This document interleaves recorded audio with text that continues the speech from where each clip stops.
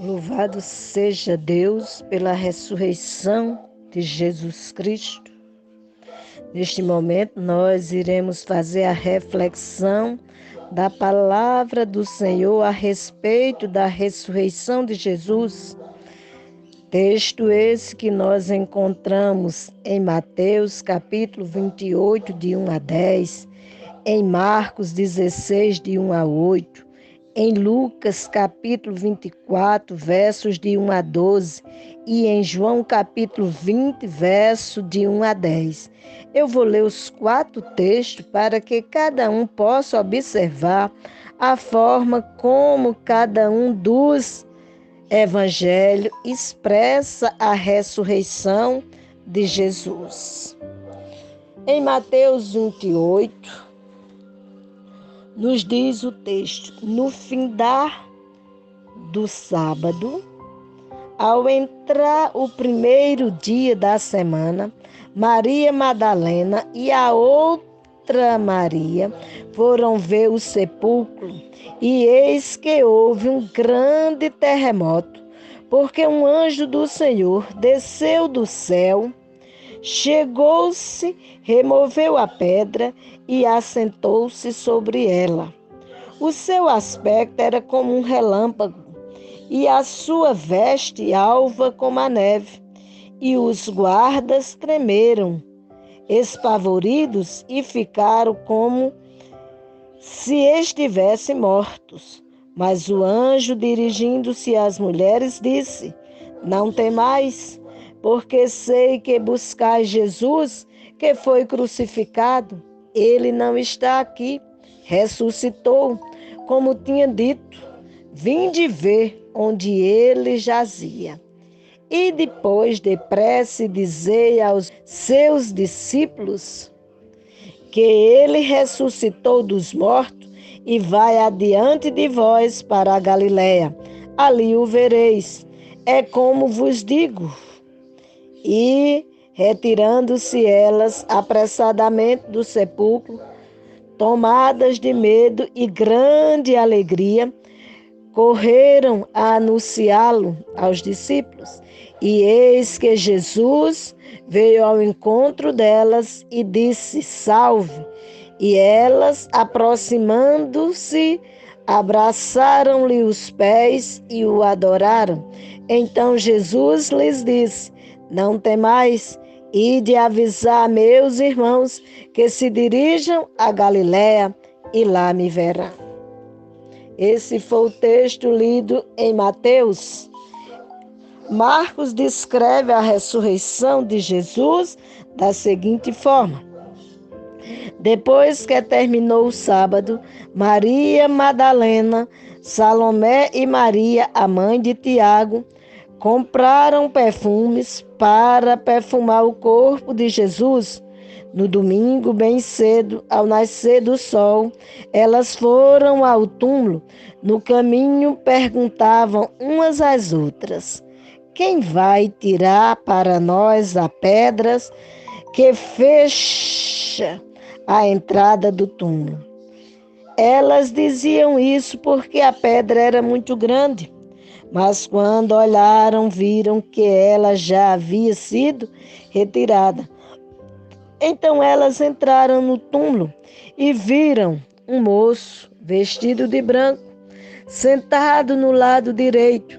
Elas ficaram muito assustadas, mas ele disse: não se assustem, sei que vocês estão procurando Jesus de Nazaré, que foi crucificado, mas ele não está aqui, pois já foi ressuscitado. Vejam o lugar onde ele foi posto.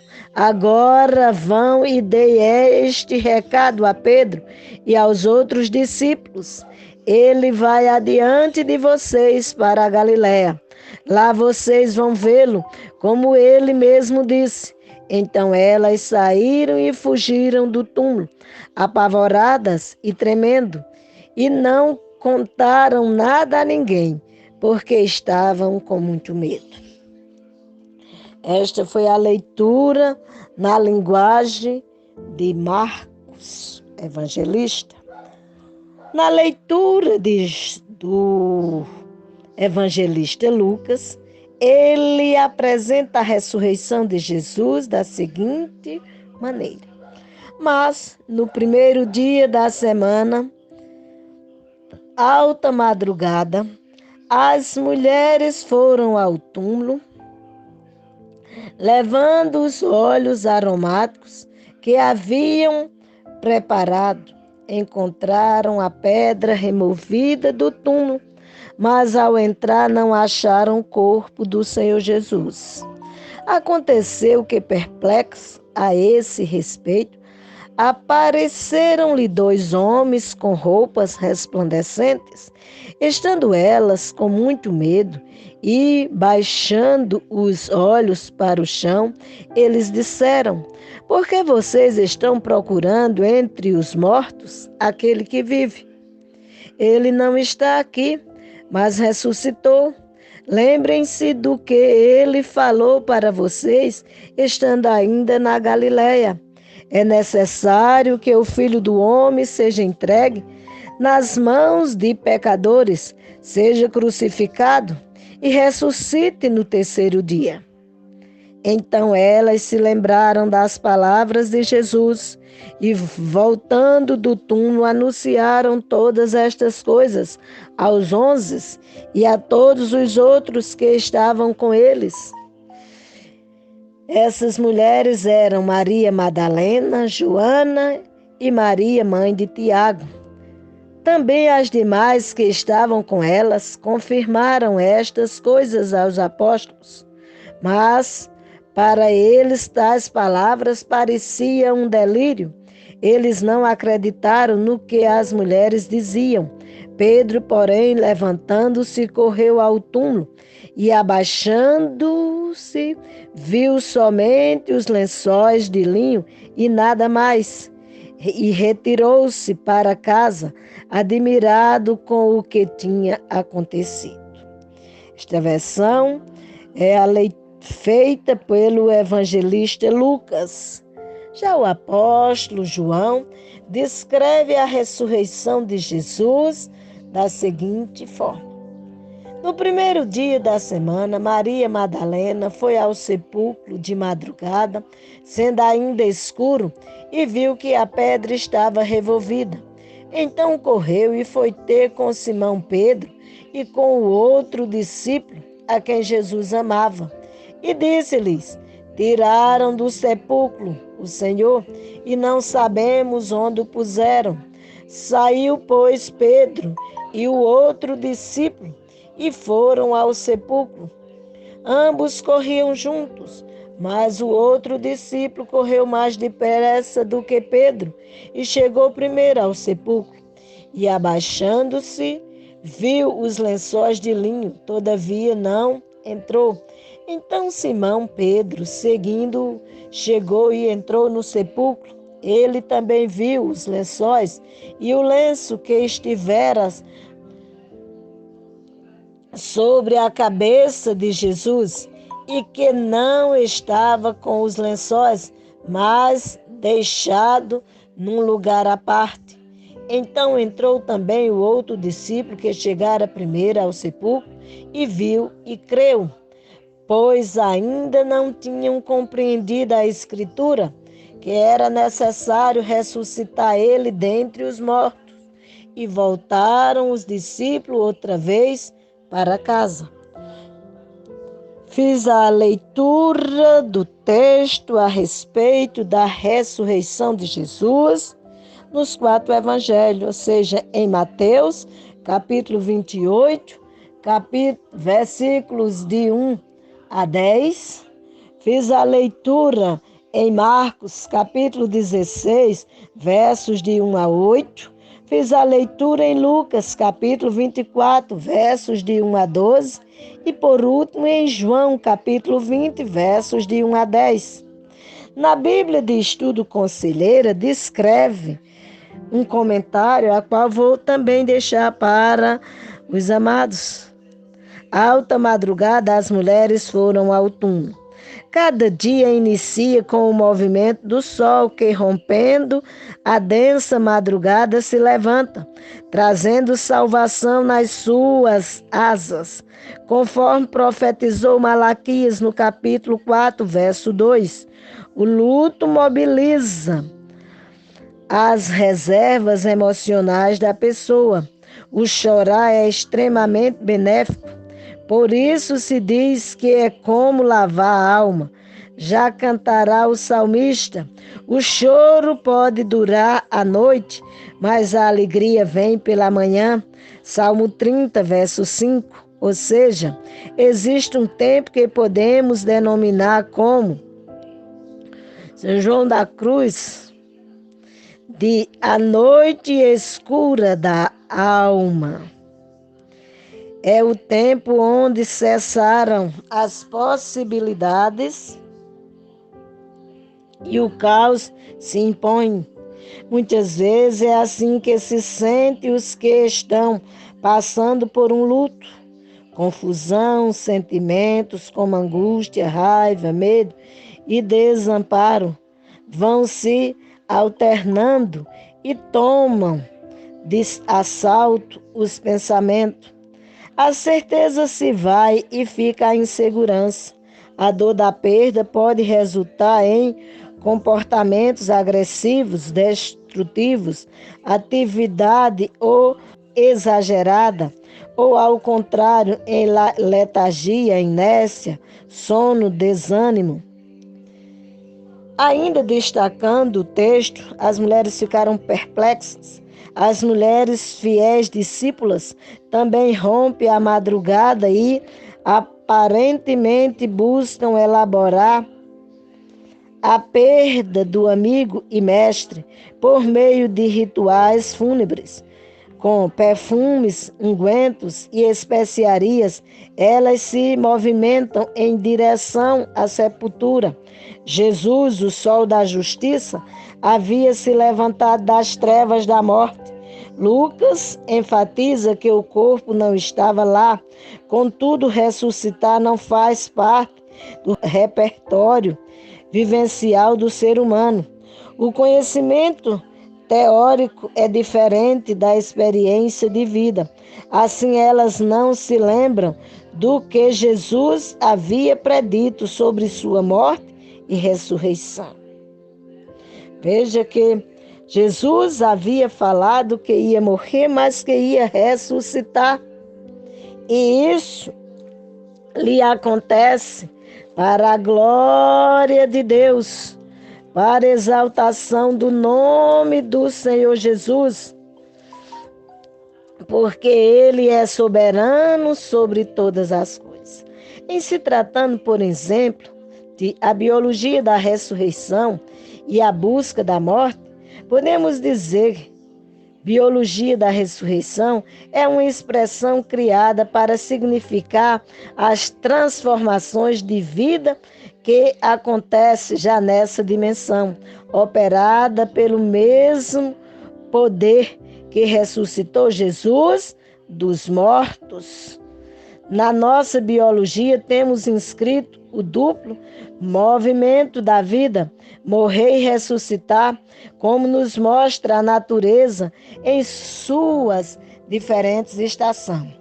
A biologia da ressurreição se manifesta nessa biologia pelas transformações através das quais o que é mortífero em nós, pecado, amargura, vingança, decadência, doença, agressão, etc., é modificado e transformado em sinais de vida, perdão, força, saúde, amor, não apenas na mente, mas também no corpo, na carne.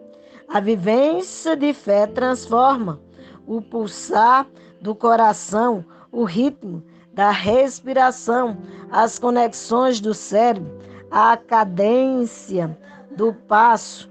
Tudo isso é mudado quando assumimos a esperança contida na promessa da ressurreição.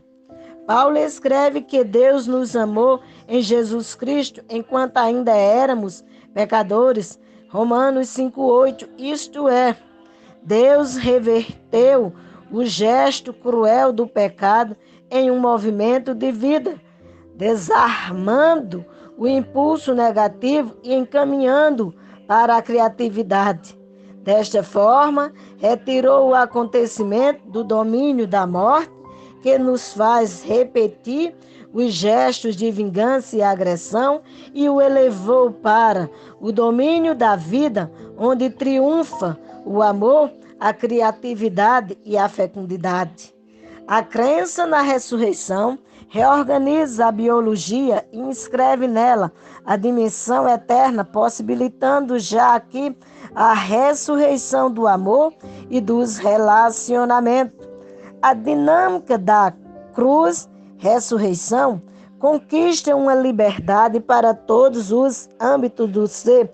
O corpo e as emoções podem reagir de outra forma a partir do momento em que fazem morrer a lógica da vingança e se entregam à lógica do perdão. Esta liberdade é possível quando nos damos conta de que a amargura deixa de ser consequência inescapável da dor. O perdão nos torna leves. Ele está sob o comando desta nova biologia, agindo sobre o nosso corpo, nossa carne, a biologia da ressurreição. Na biologia da ressurreição, nós vemos a glória de Deus, que foi manifestada na pessoa de Cristo Jesus. Quando nós olhamos o enfrentamento do luto e as perdas, que é descrita na morte de Lázaro, nós vamos contemplar nessa passagem que narra a morte e a ressurreição de Lázaro, podemos verificar alguns elementos importantes no processo de elaboração de uma perda. Observamos que os diferentes personagens da narrativa têm comportamentos diferentes dentro daquilo que denominamos reações iniciais na elaboração de crise e perda. Marta está agitada, como podemos ver em João capítulo 11, verso 20. Maria está prostrada, no verso 20 também, e Jesus chora, no verso 35. As reações iniciais diante de uma crise ou perda são marcadas por 4 características principais: emoções fortes, tristeza, raiva, etc. Desorganização pessoal, apatia, hiperatividade, etc. Ideias estranhas, alucinações, etc. E somatizações, dores de cabeça, insônia, gastrite, etc. Estas reações iniciais são naturais, normais e necessárias para se trabalhar com a crise e a perda. Vivemos numa cultura que nega a dor e busca incessantemente o prazer e, por isso, muitas vezes, reprime estas reações iniciais, não permitindo que a pessoa chore ou tenha qualquer outra dessas expressões. A não expressão da dor através destas reações iniciais pode levar a pessoa a devolver uma segunda crise com sintomas mais acentuados, depressões prolongadas, farmacodependência, ou seja, ser dependente de medicamentos. Uma pessoa necessita de 6 a 8 semanas para iniciar a recuperação emocional de uma perda. E esta recuperação possui alguns elementos-chave. Em 4: expressão dos sentimentos, elaboração da dor, domínio consciente e adaptação da conduta. Em especial, o domínio consciente é de vital importância. Vemos na atitude de Jesus para com as irmãs Marta e Maria a condução a este domínio. Para a agitação de Marta causada pela desorganização pessoal, ele dá uma explicação racional, que pode ser visto nos versos 25 e 26 de João 11. Já para Maria, o estímulo é para sair de sua apatia, versos 28 e 29. Qual é a sua necessidade? Uma explicação ou talvez um chamado para se mover. Você e eu precisamos ter os olhos fitos naquilo que Cristo fez por nós e exaltar e bendizer ao Senhor diante da realidade. Devemos exaltar e glorificar a Deus, porque Jesus não ficou na sepultura. Jesus não ficou no túmulo. Jesus ressuscitou. Jesus está vivo à direita do Pai.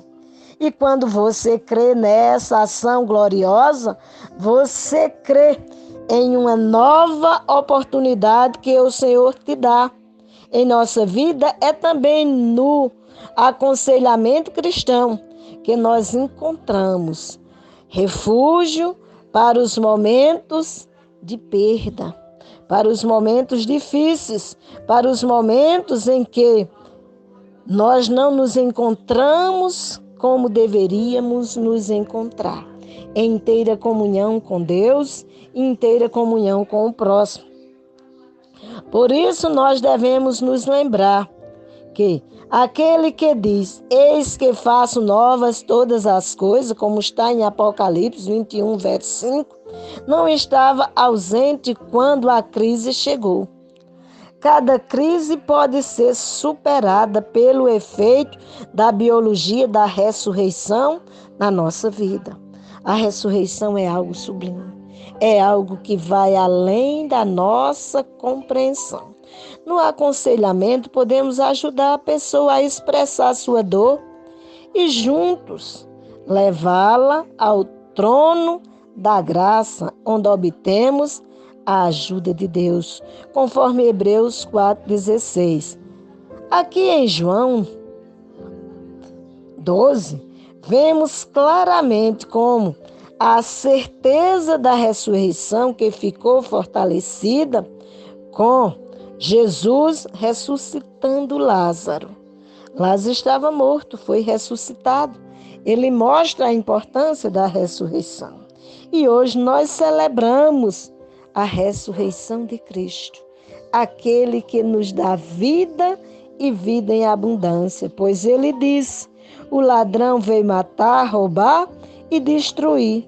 Eu, porém, vim para que tenham vida e a tenham em abundância. Você quer ter vida em abundância?